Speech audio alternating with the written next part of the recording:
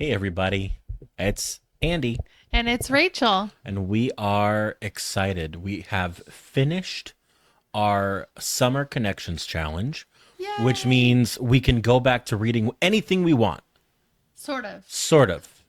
We still have the Because now 52, we go back to the and we have 52. another. We were doing a challenge within a challenge.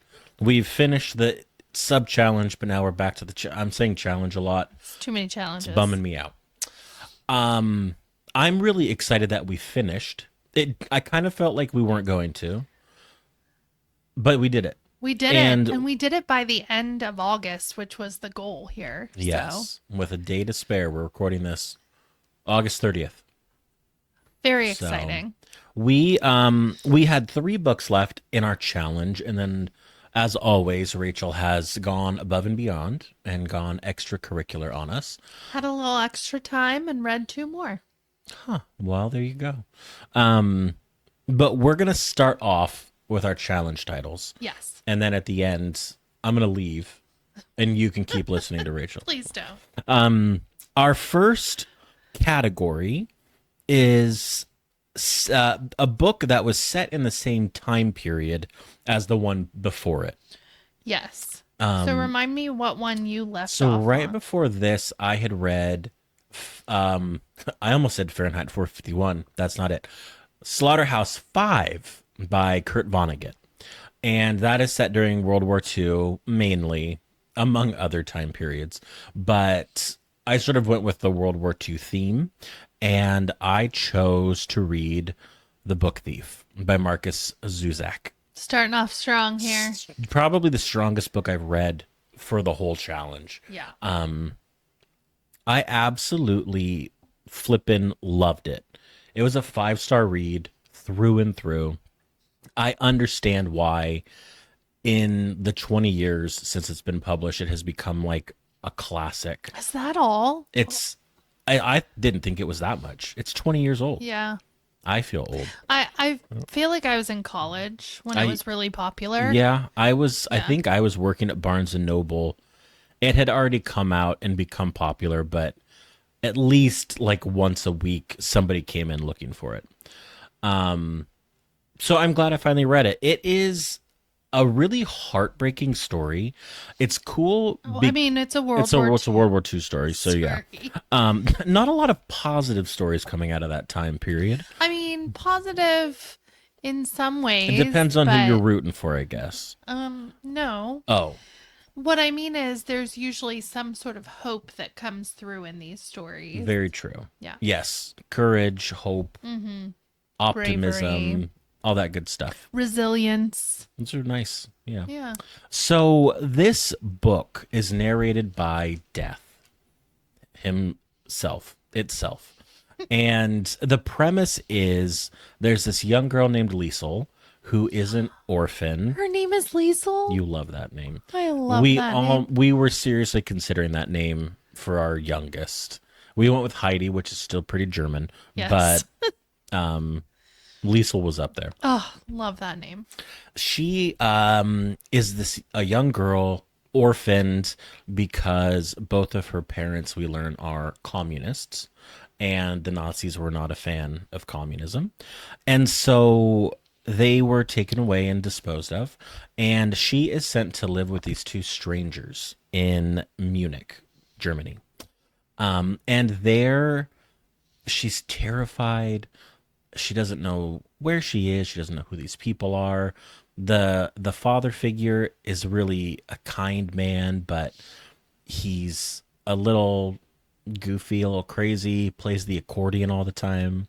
And the mom figure is kind of very brash. She calls everyone awful names in German. Almost as like a term of endearment, but it's also like a pig's anus. And so she's just totally dropped into this new world, but slowly she comes to really connect with this family that she's become a part of. She makes a lot of really great friends. And then they begin to harbor a Jew in their basement. The son of a man that her father figure saved in the war.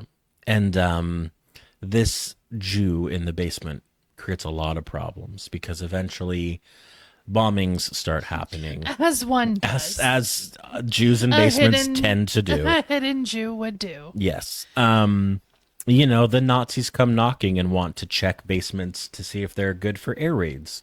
When the bombs are dropped, the people have to leave because that basement's not good enough, and they just hope the Jews still there when they get back. It just there was a lot of things that feel very typical about a World War II story, especially one geared more toward YA. Is this a YA story? It is geared toward it. I would say like an old YA. I Like would high say like school? high school, like 15 and above probably. Okay. So yeah, it paints this picture of what it's like to be alive in Germany during World War II.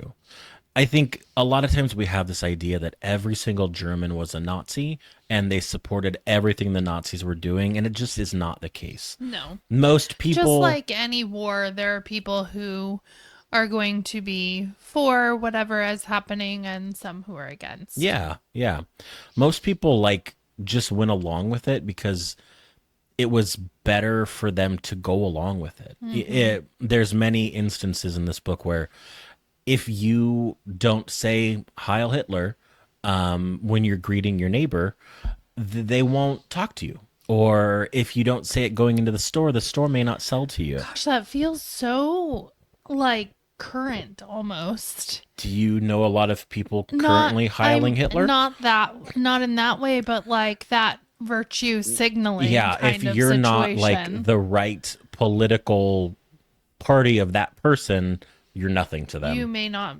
have any more conversations with that person. Yeah. Yeah. So just a lot of really great vignettes almost of life during World War II. It has a cohesive plot to it, but each chapter feels very much like this little self-contained adventure, But still told by death. still told by death because over the course Capital D. capital D over the course of the story, Liesel, the book thief, finds a few different books throughout her time and steals them because she's desperate to learn how to read and desperate for the information Is in these Liesel books. the Jew that is being No, hidden? This is just the daughter this and is the girl that was orphaned, Okay. Okay. and sent to live with this Got it. strange family in Yes. Munich. Just clearing that up. Yes, so she she begins stealing books once from a giant bonfire, once several times actually from the house of the mayor. She has this connection with the wife and sort of is allowed to steal while thinking she's getting away with something. I don't it's such a hard book to talk about because there are so many characters and so many things happening that it's like really hard to write a synopsis of it. Yeah. I will just say it was heartbreaking to see the German people and the way that their lives were upended in different ways, but still as impactful during Hitler's rule of Germany. They were not taken away and murdered in mass, but if you did anything to insinuate that you were not a fan of the Nazi party, you could have been taken away and killed, or taken away and put into military service in a place where you're going to die. And so just a lot of really heartbreaking situations. And I think it's more heartbreaking because there's no point to it all. We can look back with hindsight and say that, but even in the moment, they all were like, what is the point of all of this stuff that we're doing? It was just, it was a truly heartbreaking story. The ending, I bawled like a baby. So did you learn anything in this book like that you hadn't heard about World War II before? Because that's kind of like what's different about this book than Yeah. any other World War II book? I think two things are different, at least from what I'm not a big historical fiction reader. One, the people's stories, even if they were fictitious, were still very real and very impactful. Hmm. And I've encountered that a few times now where these books about World War II are focus on just people and how their lives are affected. I don't know that I learned much like that I didn't know before. Just the way that it was presented was very powerful, very moving. Hmm. So I absolutely loved it. I'm excited for you to read it. I'm definitely I'm going to read it. excited someday for Matilda to read it. I think it should be taught. This might be controversial. It should replace the Diary of Anne Frank in a lot of curriculum Ooh. because I don't. It's a more engaging story, and don't get me started on Anne Frank. So that was the Book Thief. What was your time frame? Were we getting another historical fiction? No, not this. I mean, sort of. Not Historical-ish. not really. Okay, so the book that I left off on was the Sherry Frankie book. Oh, about how she's a terrible person.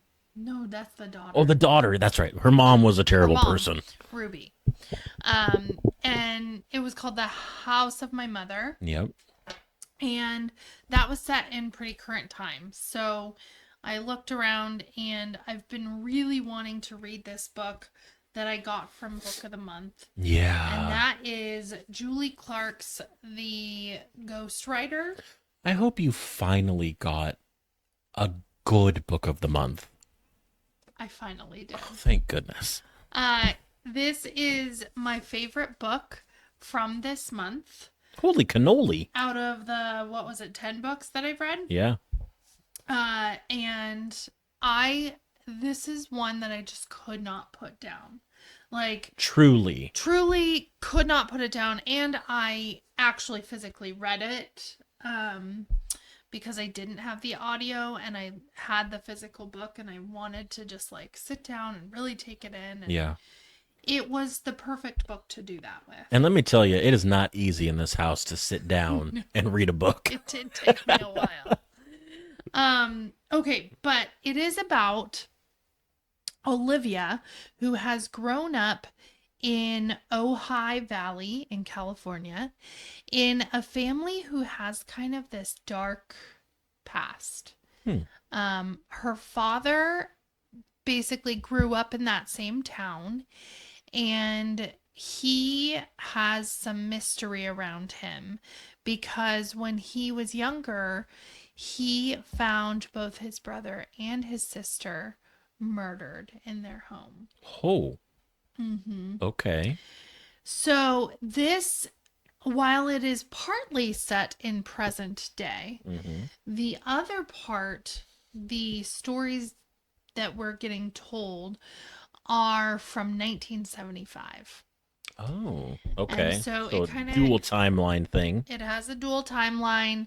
It's got some really cool elements of like, you hear what actually is happening from the characters that were there, as well as the things that Olivia is uncovering as she is the ghostwriter for her father's memoir.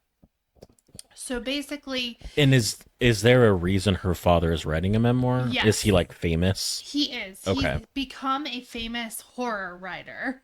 I can understand why. And basically, he decides that he wants to write this memoir, basically telling what happened, the Gotcha. truth about what happened. Okay.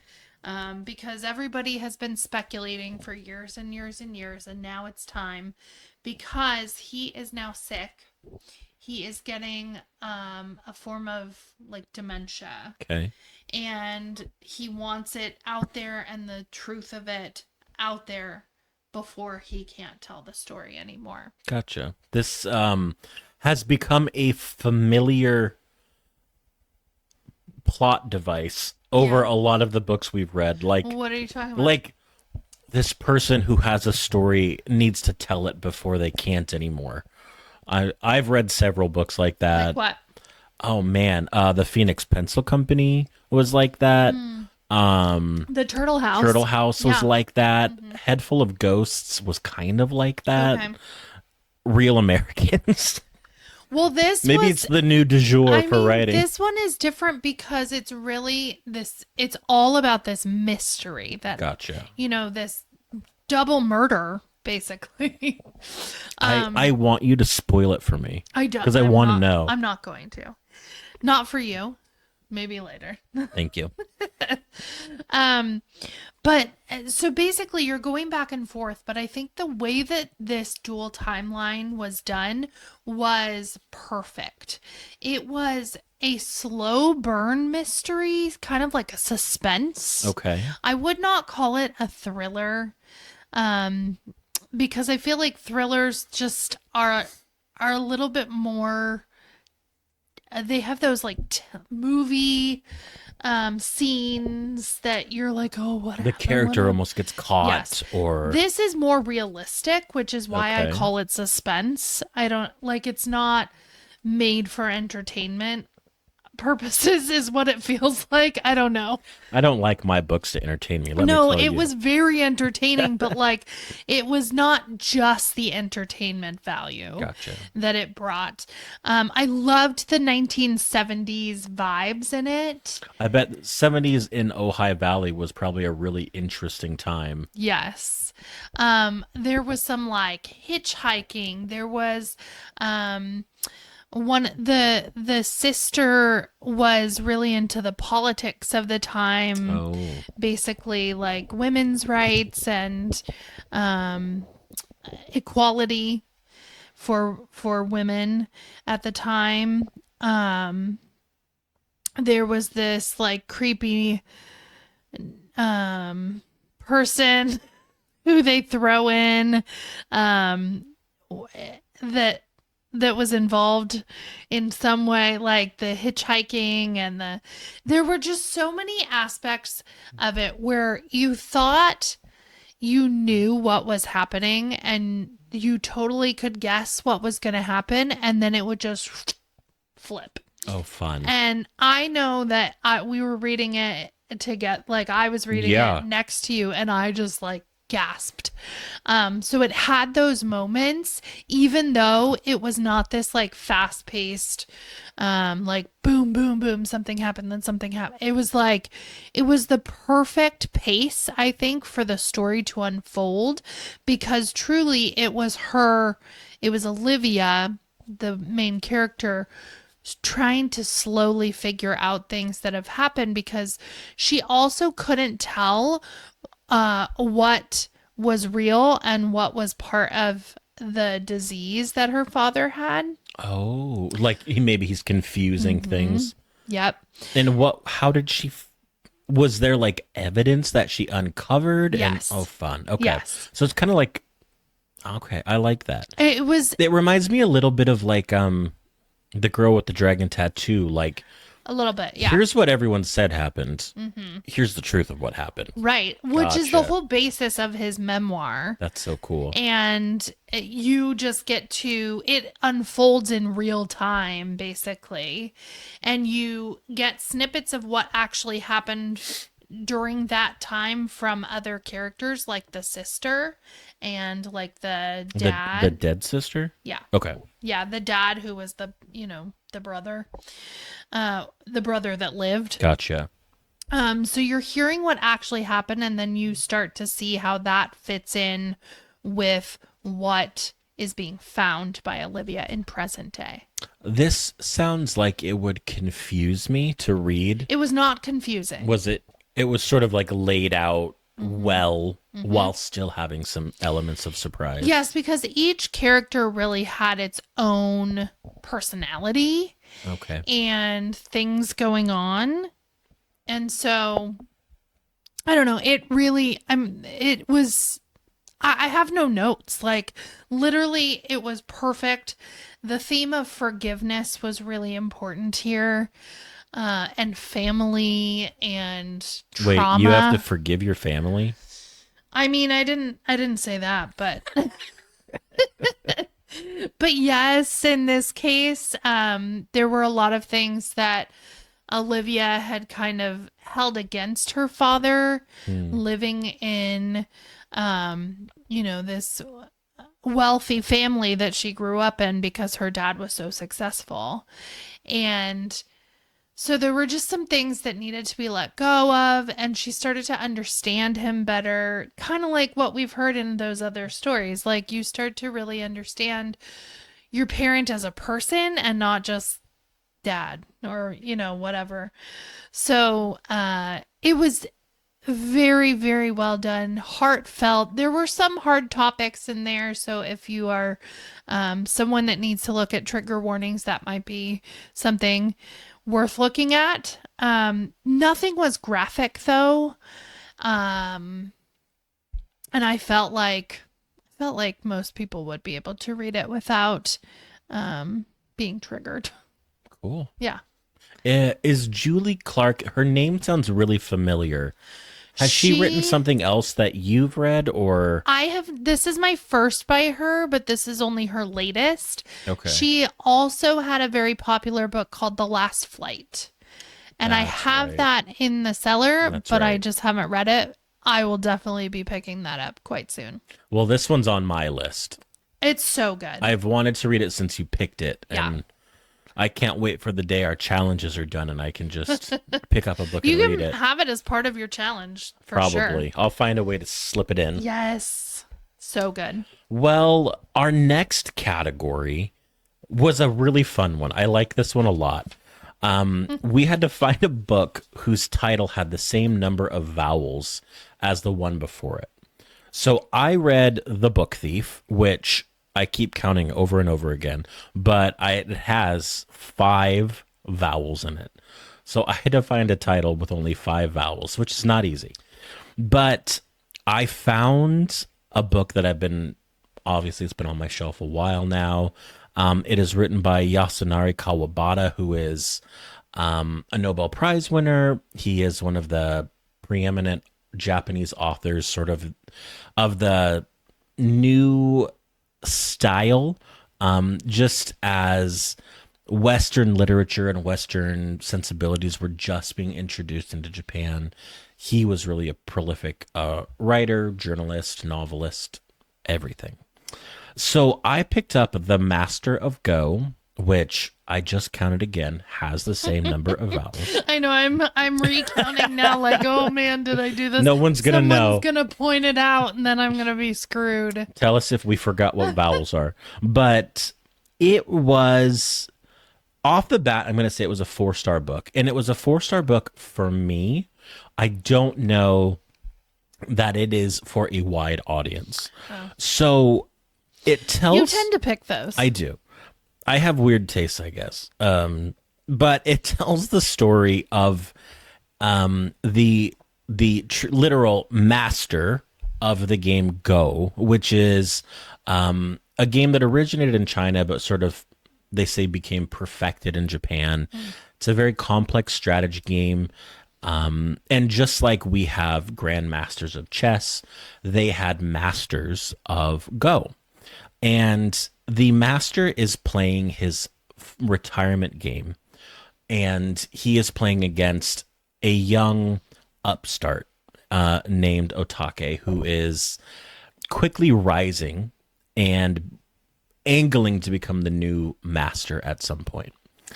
The whole book is mainly a play-by-play of the final board game they play, the final game of Go, which takes place over 6 months because there's a certain amount of time allotted. The master is very old and very sick, and so he has to take a lot of breaks. There's a lot of rules and regulation and ceremony that goes into it. And one of the big parts of the whole book is that Otake, this young kid, he's 30, 30? 30, he's so frustrated by all of the pomp and the circumstance and the have to wait. You play for 4 hours and then you wait 4 days before you can play the next 4 hours.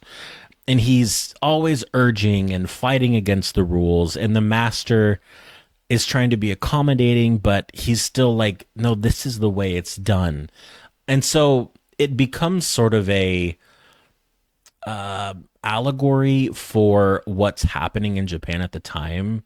There's the old rule, and then there's this new Western style that's coming in, and there's this huge conflict culturally of people of the older generation and the newer generation embracing some Western style. It was very slow because But it's like this thin. reading a play by play, like imagine you're reading a book and one chapter is like, Andy rolled the dice and it showed a 6 and he moved to Park Place. And he waited 3 hours to decide if he would purchase Park Place. What? Stuff like that. It was very slow, but it was such. Was it riveting? It was not riveting, but it was so much fun to see this aspect of life in another culture that cannot and will not ever exist again. It was fun for me to read. I don't know. Why would it be fun for anyone else to read? You really can't come up with anything? I can't come up with a reason. Like, The Ghostwriter sounds like a great book for everyone. For a lot of people. The Master of Go, I don't, if you are into very meditative writing, if you're into games of any kind, this could be really interesting. If you're a fan of the game Go, this would be really interesting. If you've heard of the game Go, it might be interesting. But by and large, I'm not going to recommend this to anyone listening. If what I've said so far sounds appealing, you probably have the same sort of weird brain as me, and we should talk about it. Or to a therapist. Or an exorcist. Well, what was I'm your... glad you enjoyed I it. loved it. It I'm was so much glad. fun. It took me a long time. I was reading that while Rachel read The Ghostwriter, and her like gasps and like pages turning in a fury could not have been more opposite than my like, I think I fell asleep on that paragraph 4 times. Truly. Well, I'm like, I need to get to the next chapter. I need to know what happened. There were a few nights I turned off the light and I think I you were just like kept reading. mad at me. Like, no, we're not going to sleep yet. Yeah, no. I literally stayed up to finish that one Yeah. way past our bedtime. Way and I think past. you were fully out. So Very quickly. Yeah. That's what Go will do. all right. Well, my next one, I only had 4 vowels to work with. 1, The 2, E, the O, 3. the I, the E. Okay. Okay. In the Ghostwriter. Oh, you're counting the. I gotcha. Yep. Okay. Well, it's part of the title. I had to. You gotta get them where you I can. had to. So then I ended up picking up one that I have wanted to read for a while, and an author that is new to me, but is not new to the world.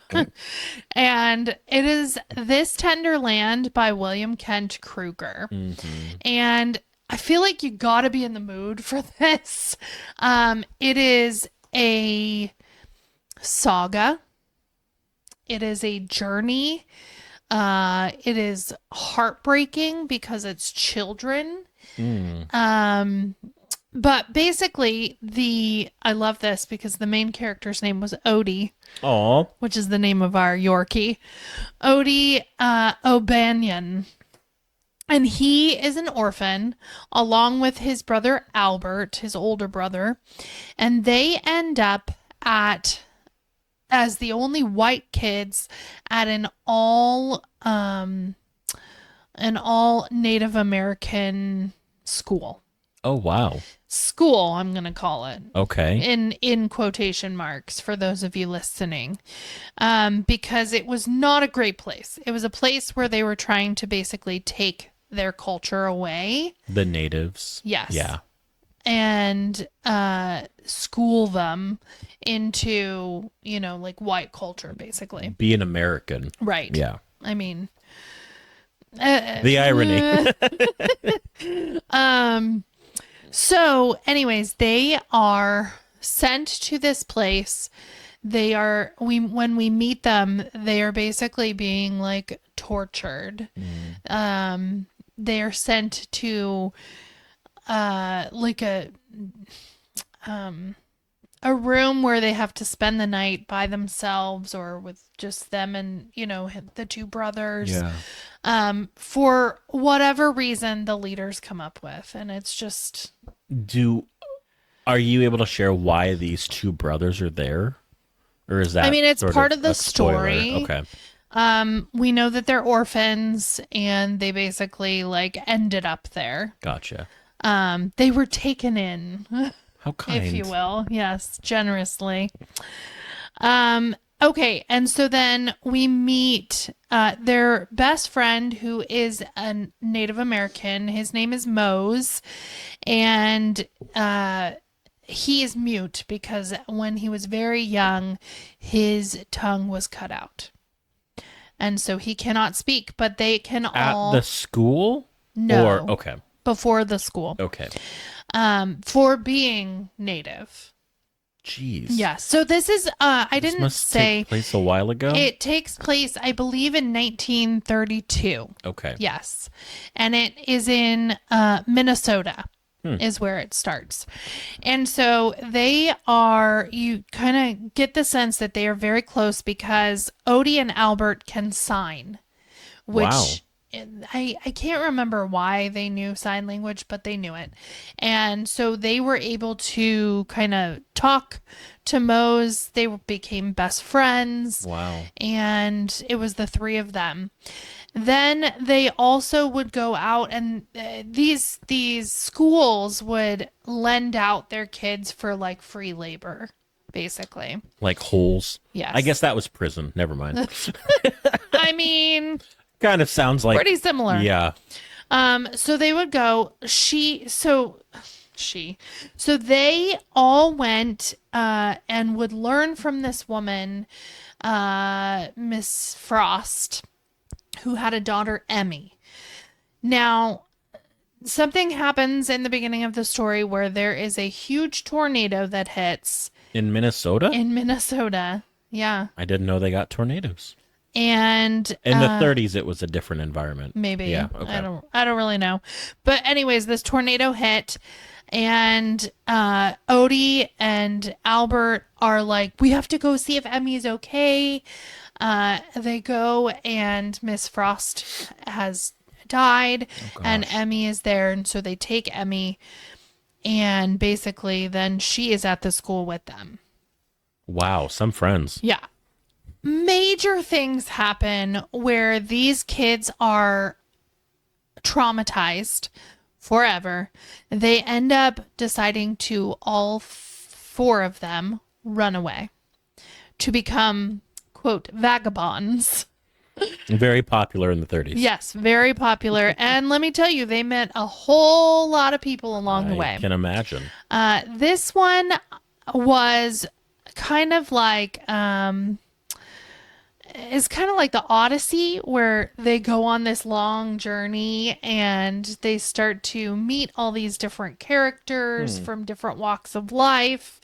Lots of history included. So they meet up and they start, first of all, they are taken in by a man who has a farm, and then he like puts them to work right away.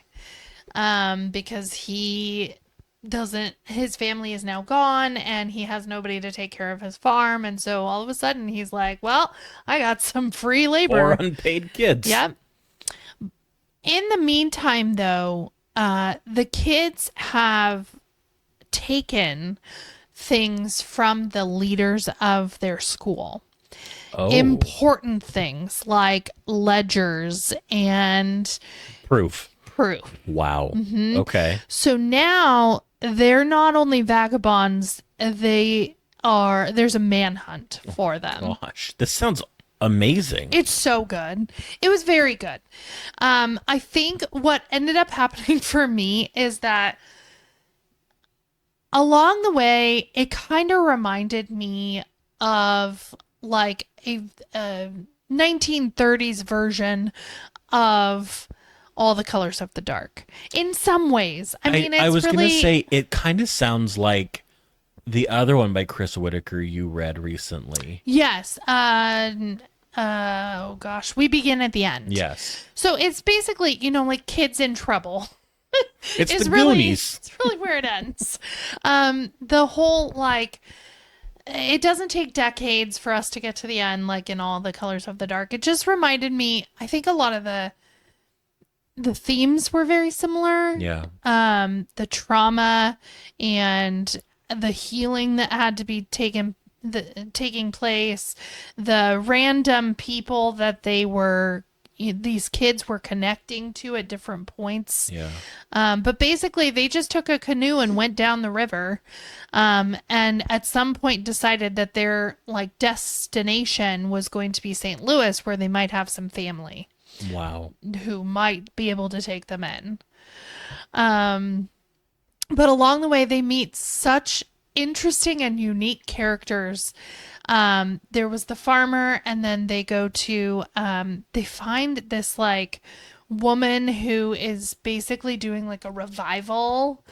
And with this group of people, they kind of get sucked into that. And, they get free food and board, and so It's not all then bad. they become part of the revival, and then things happen where they end up having to leave, and then we meet some families that are struggling, and then we go to it was basically, I forget what they're called, these little like cities. Oh, I forget what they're called.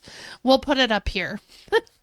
But little cities that were popping up among like Missouri and Minnesota, where they Oh. were, and it was like a city full of Irish and Jews, and so they started hanging out with these people and kind of making their own names for themselves there, and they just keep going, and the ending was amazing.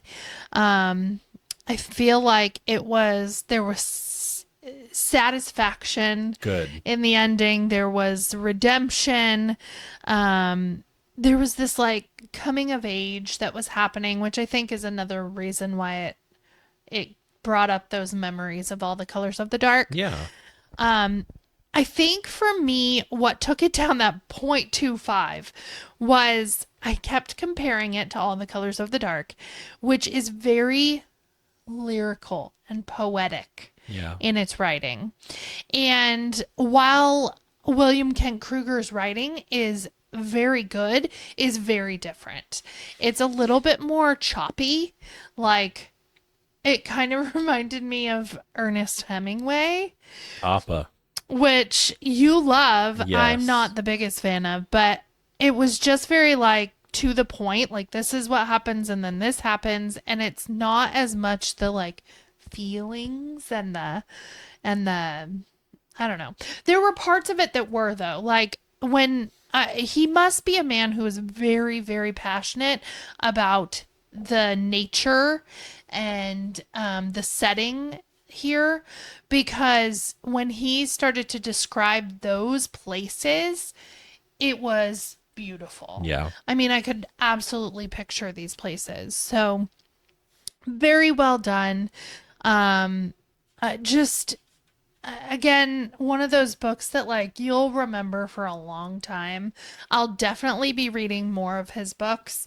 It's just one of those that you have to be in the mood for like all the A lot of heavy. heavy. Yeah. Yes. Well, But very very cool. good. Another one that sounds amazing. Yeah. I think you would enjoy both of these books that I've read. I think you would enjoy one of these books What? I've read so far. You said almost no one is going to enjoy that one, so. Truly, if you do, please let But me know. sadly, it goes downhill from here for me. So, Well, just don't talk about them. yeah. I will. We'll just briefly go over them. I will talk about them. Okay. Yeah. Well, you People can. need to know. First, though, I'm going to talk about my last one. Go ahead. The final challenge in our connections challenge It's a tough one. was a book that connected to both the very first prompt and the 20th prompt.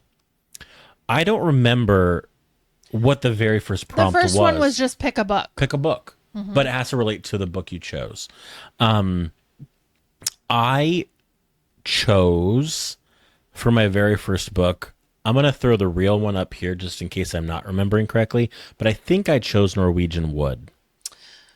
I can look. But and then for 20, I chose The Master of Go. And so I felt that those two really had a shared connection of being in Japan. And so I took that as a very nice opportunity to read another book by Haruki Murakami. And I chose Colorless Tsukuru Tazaki and His Years of Pilgrimage, You did. which is quite a title. And it follows the character Tsukuru Tazaki, sort of back and forth in time, one to sort of 20 years old, where he has this great close group of four friends who one day just abandon him. They tell him, "We can't believe you would ever do something like that. We're never speaking to you again." And he has no idea what he's done. And then we move forward in time. He's now a grown up, never married, never really made friends after that, just sort of aimlessly living. And he meets a girl who he really seems to like. And she says, "Look, bud, you're great, but there's something about you where you just don't seem able to connect. You need to go figure out what happened back then so you can get past it and then come talk to me." And he's like, "Well, this girl is really great. I guess I'm going to go figure out what the hell happened." And so he goes and he tracks down his old friends from 15 years ago. He learns that one of them has been murdered. Oh. He learns that two of them are still in their hometown. One is selling Lexuses. One has started a Tony Robbins style, like, business coaching thing. And the other one has gotten married and moved to Norway, I believe. And Oh, interesting. yeah. And so a lot of the story is both getting his past experiences, but also in the present, talking to these friends and learning, what did I do that was so abhorrent that you would, in a moment, kick me out of your lives forever? And the reasoning they give is awful and horrendous. As in, like, it shouldn't have been that way, or It shouldn't have been that way. Basically, was it a misunderstanding? one of the female friends told the other friends that Tsukuru raped me. Oh, gosh. And he said, I would never do that. How she said it happened and when she said it happened, we were hundreds of miles apart. Like, we weren't even near each other. How would that have happened? And he learns all the friends say, we know you would never do something like that. But she was in such a vulnerable state that we had to go along with her story to protect her. Terrible. Awful. And it's awful because this split decision has altered the course of his life, Right. his entire adult life. Thankfully, he's able to talk with all of them. Including the girl? The dead one, no. No, she's just dead. Oh, she's dead. Yeah. She was the one who was later murdered. Got it. So there's this great theme of forgiveness. You would think that they would have reached out after she died, like, hey, we know it had been so long I that they guess. figured, what's He's the point? moved on. Yeah. Yeah. He moved to Tokyo and everybody else was back, in their little hometown. Got it. Yeah, not little, Nagoya. But they were like, "Oh, he's the one who made it. He's in the big city. He works as an engineer building railroad stations. Like, he doesn't need us. He's got it all going on. Meanwhile, And he was he's still sitting very there like, upset. I would give anything to have my friends again. Oh, And so it was so heartbreaking. Just that one decision can alter so many lives so completely. yes.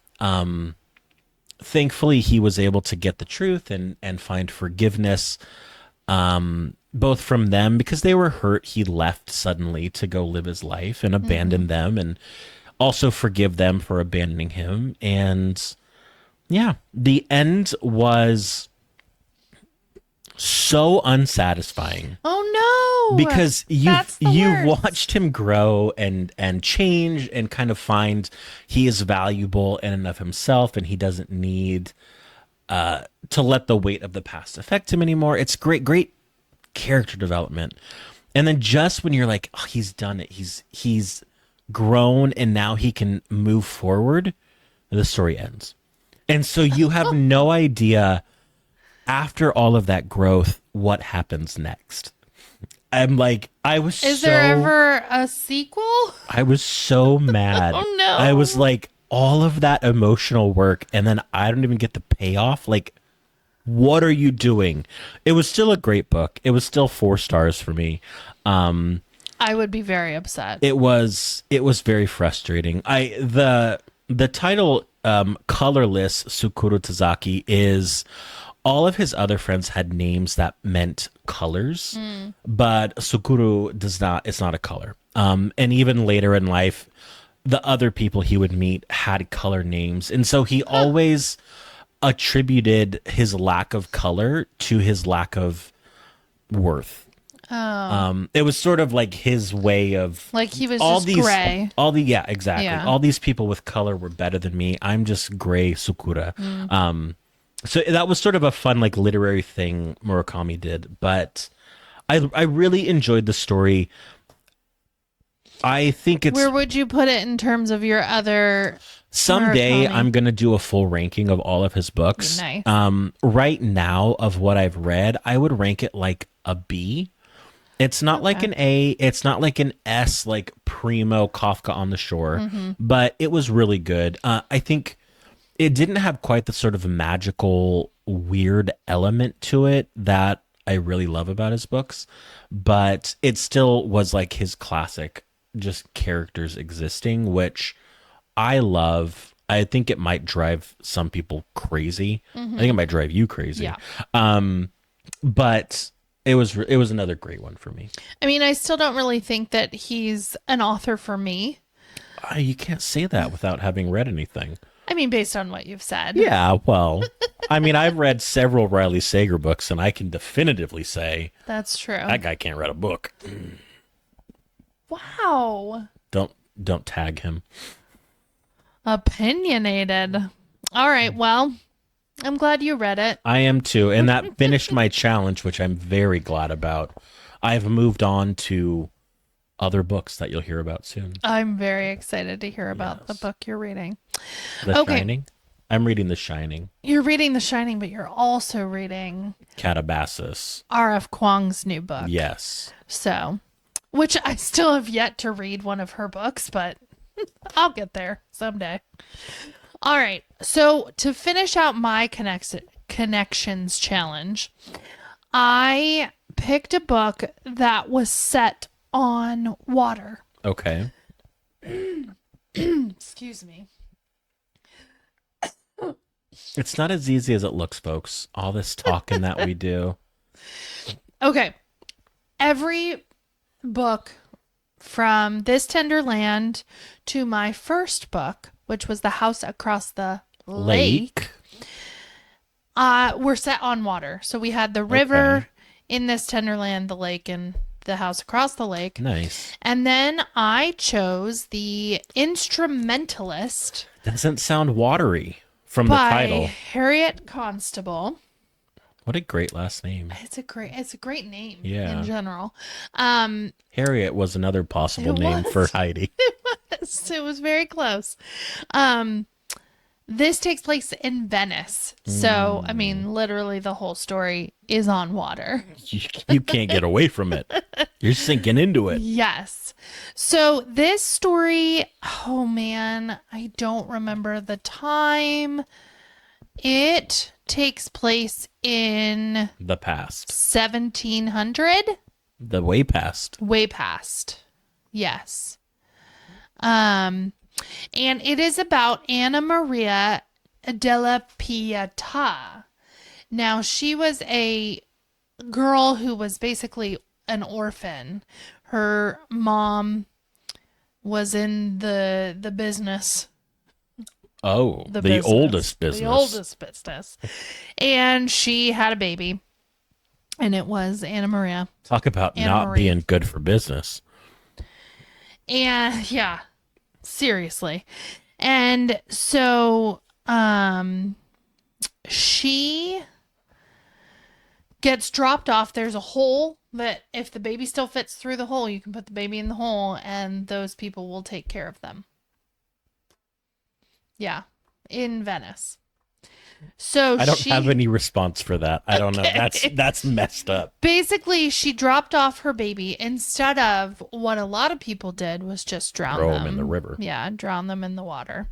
And so she decided, you know what, I'm gonna put her in the hole. She still fits in there. And she was then taken care of. Now the girls of the Pietà, or the kids, I think they were girls,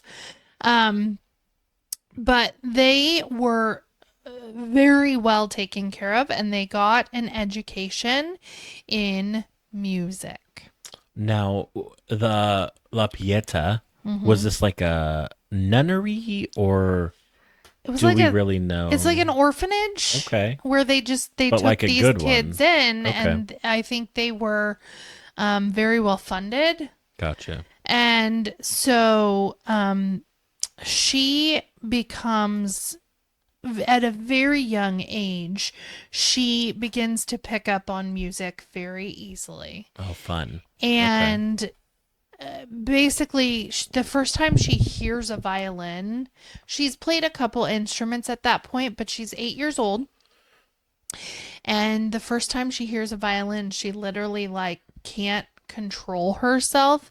She goes and gets the violin and starts playing it based on what she just saw. Oh my gosh. And the way that it's described in this story is that she sees music in color. So when certain notes are played or certain ways that the music is played, she Yeah. sees different colors or What is brightness. that called? Misophonia? Yeah, I sure. think so. We'll put it up here. And so basically, she starts getting some attention because of that and starts becoming a very well known young violinist. And she gets really the spotlight on her when a specific teacher takes interest in her. And this teacher happens to be A man. Vivaldi. Oh gosh. The Vivaldi? Vivaldi. Oh my gosh. So, and this part of it is true. He taught at the Pietà.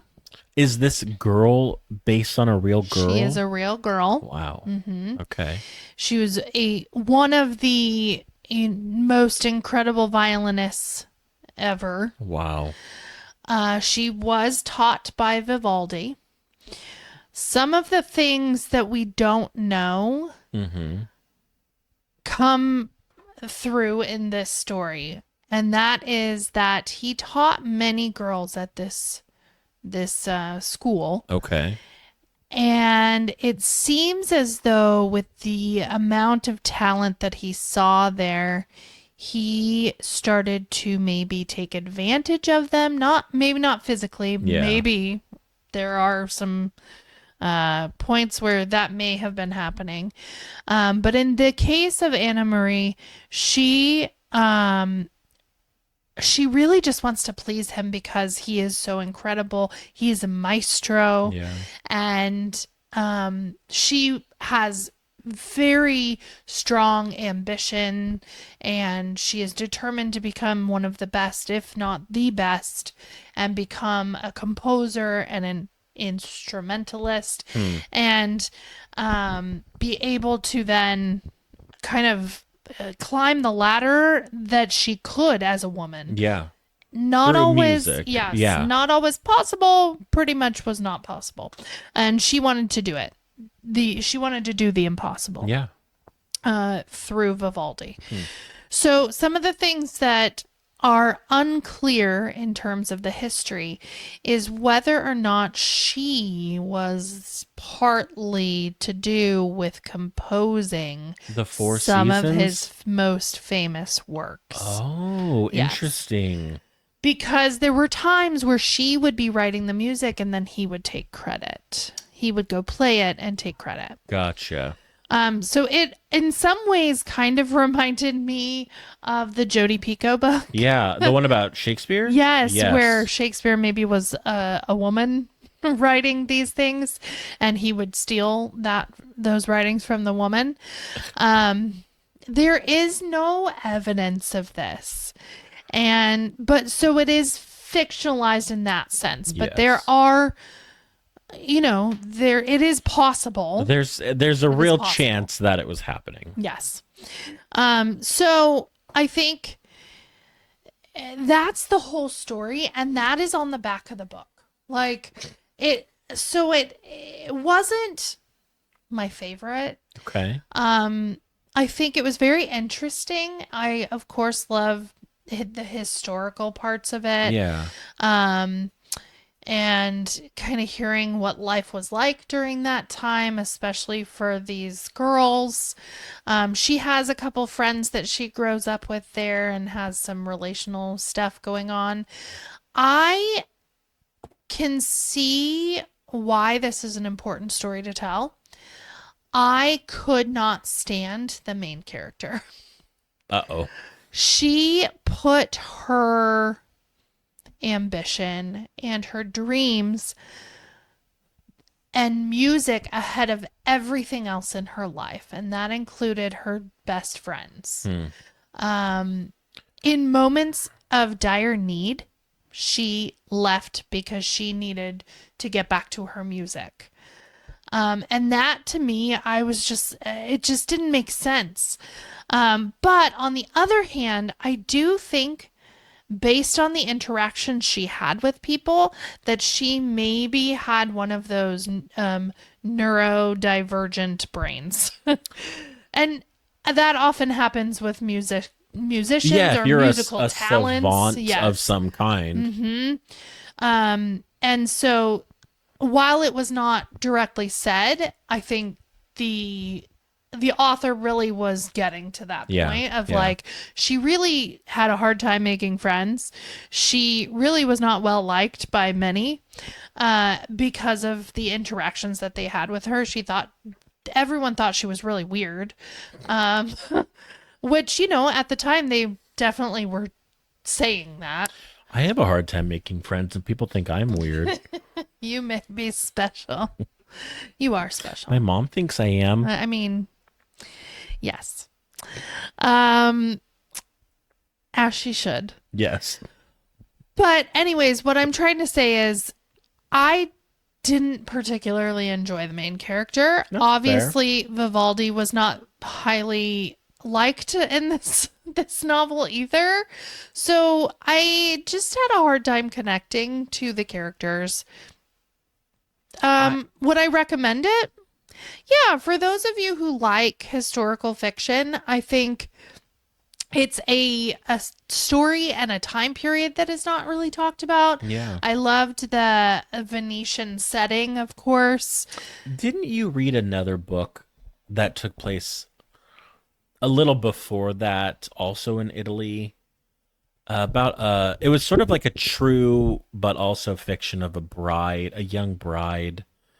She was betrothed to one of those the big Italian family. And then she disappeared. Oh yes. That was The Marriage Portrait by Maggie O'Farrell. Yes, that one. Yes.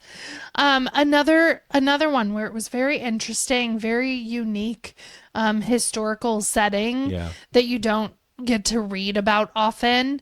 Yes. Yes, I did. Very cool. Yeah, I would say this was like 3.75 for me. Like, She's getting incredibly technical on I her really ratings am now. because it was not a 4. It was not a 3. Like, I did enjoy it. I did enjoy parts of it. I just could not get over how unbearable these characters were. And for someone who is supposed to be like inspiring and um someone who has set the stage for so many. She inspired you not to like her. It wasn't really that. It's not that I didn't like her. It's just that her personality was just not, like her desires and her priorities were not the same as mine. Yeah. And not that you have to have be the same as a character to like them, but I do. I just couldn't connect. Yeah, that's fair. And it sounds like many around her couldn't either. So Fair enough. there's that. But that was the end of our connection. Challenge done. Yeah. I'm gonna insert High five. confetti or something. There you go. So we finished it. We did. And now you've done some extracurricular I did read reading. a couple others. I don't have that much to say, but I do want to warn some of you. Because I did pick up this book. Actually, we picked it up brand new at the store. Literally almost never Almost do never, that. but we splurged because this is a You love this author. favorite author. And Holly Jackson wrote her first adult thriller called Not Quite Dead Yet.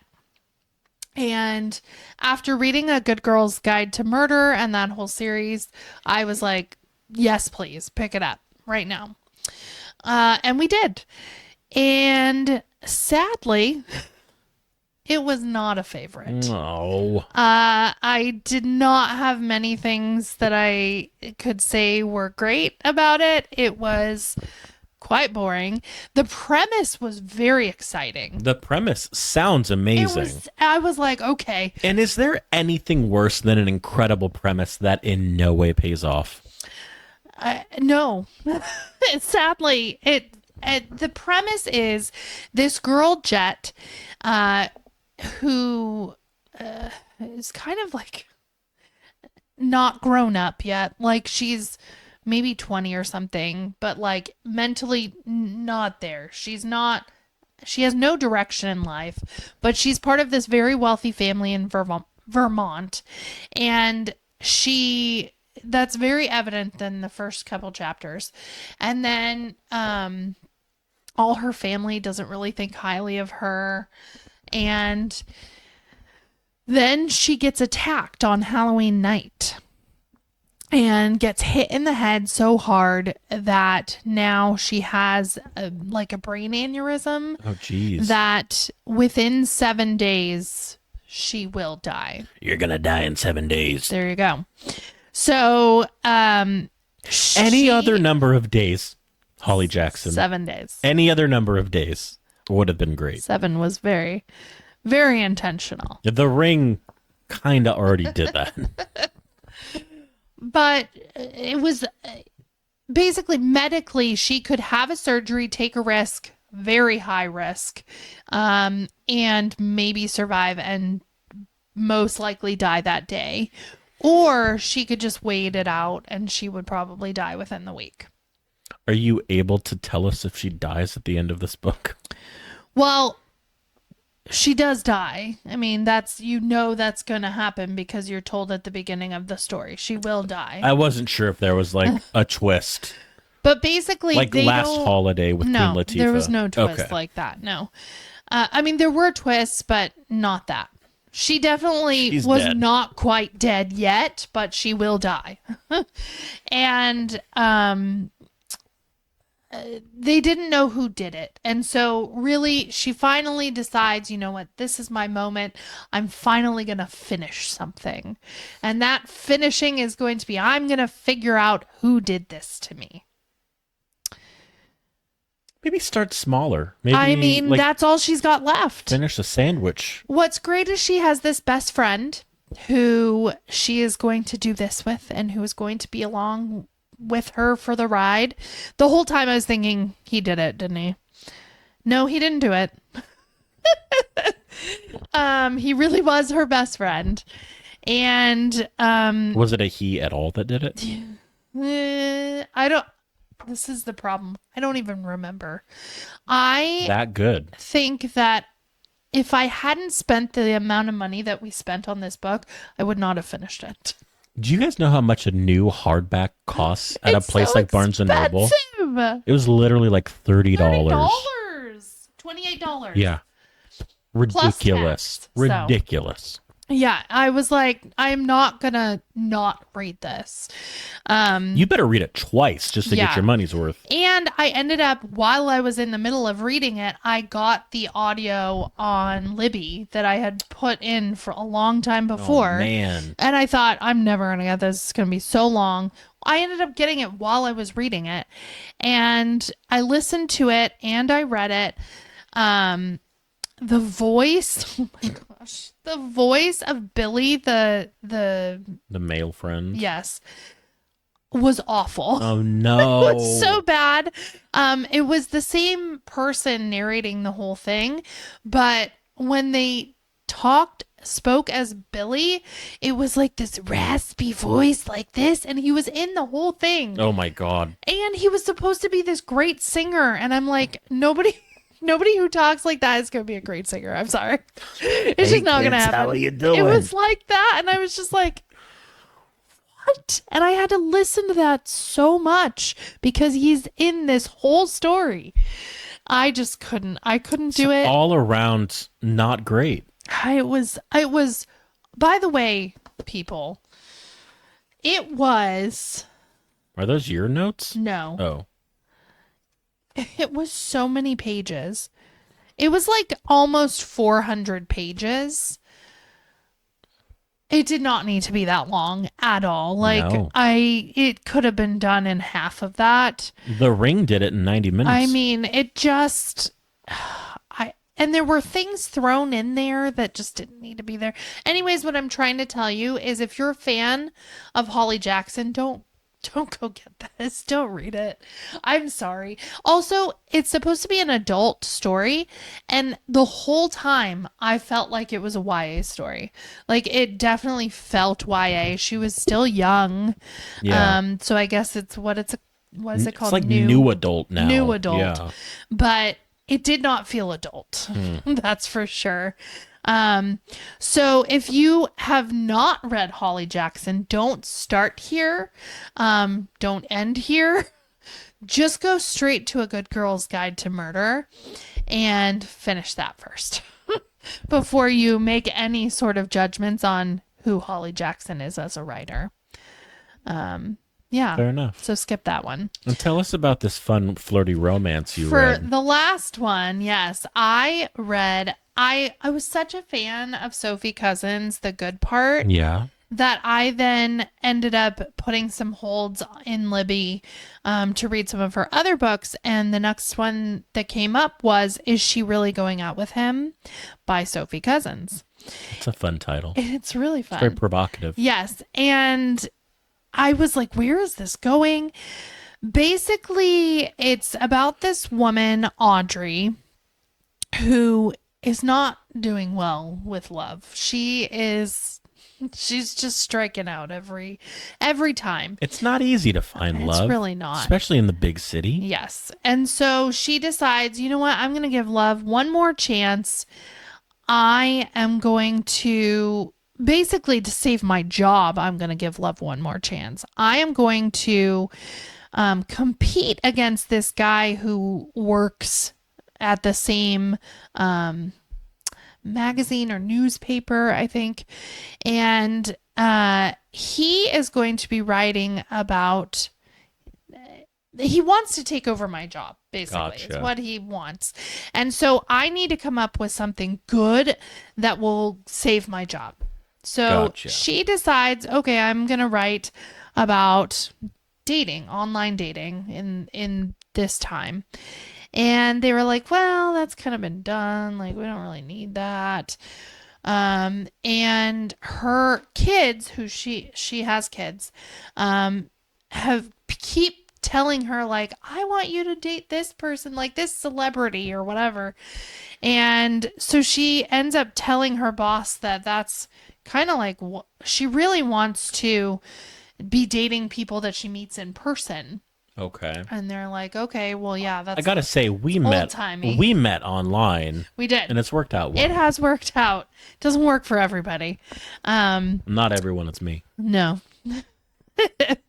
But anyway, she keeps her job by being able to write about people that she is going on dates with.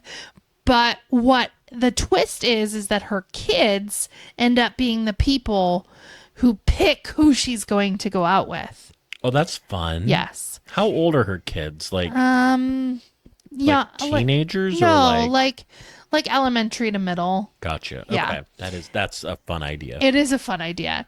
And so she starts going on all these dates with these random people like the mailman, and like they do end up picking a celebrity like a theater guy. Really? Yeah. Oh, that's fun. And in the meantime, then the guy, Josh, at work who wants her job, he ends up doing a kind of like a companion piece Okay. to each of hers, where he does the online dating scene, and they kind of tie in their Like their dates together. not their dates, but like what they're writing about. So Oh, like okay. she goes on a date. Here's an example. She goes on a date where the guy takes her fishing. Fun idea. He goes online and talks about getting catfished. So Fun. yeah. Okay. So kind of like that. So it's very kind of corny, cheesy, but Fun. interesting. Anyways, as the story goes on, basically they start spending more time together. Oh my God. It's the enemies to I lovers. called that the I moment mean, you told me everyone about it. did. But so I liked this book. It was fun. It was a really nice palate cleanser. It was, kind of quirky. It was very different than The Good Part, which had that magical realism element that was different. That's right. So I am definitely a fan of Sophie Cousens. I would say that I liked The Good Part better than this one, but this was still very enjoyable, and it wasn't so cheesy, even though what I'm saying sounds really cheesy. It really was done in a way that built on their friendship and the relationship that they had, and what that looked like and what it could look like in the future. So Oh, that's good. Yeah. It wasn't just like I hate you, now we're in bed together. right. Nice. Not at all. That's Good. not at all what her stories are. Good. Yeah. Well, Yeah. that's so fun. So add that to the list of romance authors that I now enjoy. Gosh. Annabelle Monaghan and Sophie Cousens. At the start of summer, you could not have paid me enough money to call to that. believe that you would like romance. I know. Well, give me the right authors, I guess, and here we go. Or the right man. Yeah. Let's Yeah. end on that All note. right. Well, that was embarrassing. We are on camera. Shoot. So, well, yeah, some good reading, some not so good reading. Yes. Glad to be done with the challenges, even if we have more challenges. Yes, I think the other challenge that we're doing is much more flexible. So We can fit some stuff in. yeah, Yeah. Okay. make it work, people. Right, Tim Gunn. Mm-hmm. Right? Yeah. Okay.